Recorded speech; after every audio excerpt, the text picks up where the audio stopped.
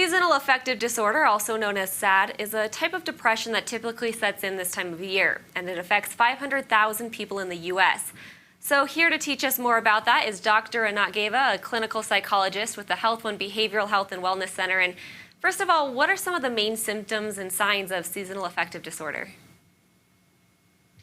So seasonal affective disorder is a depression that has a course in which the depression or the depressive symptoms recur at the same time every year. And for people who have it in the winter, it means that in the winter is the time that they're going to experience the most depressive symptoms. Some of these are low mood, low motivation, desire to isolate, difficulty finding pleasure in things one used to do. We also see people who usually overeat, especially during the winter, but sometimes people undereat, they don't have appetite, as well as sleep difficulties. So in the winter, we usually see people who sleep a lot more than they would otherwise sleep. Interesting. And I know, like you mentioned, many people think of it as kind of the winter blues and may not even know they have it. What would be your advice to someone who just isn't sure what's going on? Well, you don't need to have a diagnosis to get help, right? And so the key is, does it impair your functioning? Does it make it hard to go to work? Does it make it hard to be with your family? Does it make it difficult for you to be with friends? And maybe you don't even want to be around friends. So if it impairs your functioning, if it causes you distress, there's no need to suffer, and definitely not to suffer alone. Sometimes the person themselves don't feel that it's impacting them that much, but those around them do notice it. So listen to those around you, especially if they say, hey, what's going on? You feel different, you look different, you act different. So these are the two major areas when one is not entirely sure.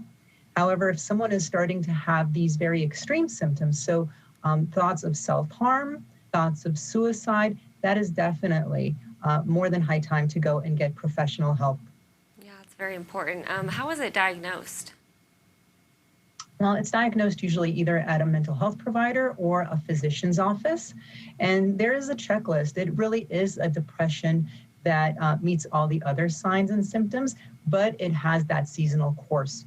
So to qualify for this diagnosis, a person would need to have the depressive symptoms kind of go away for the most part when it's not that season. So in our case, someone who for 2 years has these depressive symptoms that go away somewhere around spring, early summer. And they also would need to have more of these depressive episodes happening during the winter than at any other time over their lifetime. All right, that makes sense. And, what are some of the ways that SAD is treated? So SAD is usually treated in one of three ways. One of them is psychological. I'll talk a little bit about that. There's also the lifestyle changes, which we recommend for everyone all the time, especially in high stress times like COVID. And then there is the medical side, which I'll just mention because I'm not the medical side. So with the psychological aspect, we're talking about psychotherapy, that's talk therapy. And the talk therapy that is mostly used for SAD, for seasonal affective disorder, is cognitive behavioral therapy. That's a therapy that treats one's thoughts and how they affect one's emotions, but also how it affects their behaviors. So that is the psychological perspective, and it is very effective. Depression is treatable. The lifestyle changes that we talk about is usually good sleep hygiene, good nutrition, and getting exercise. And with that sleep hygiene, it's believed that part of what causes SAD is low serotonin and high melatonin. So having that routine sleep time, waking up when the sun rises, and then also engaging in outdoor activities will give us that sunlight that helps us regulate and get our circadian rhythm back on track.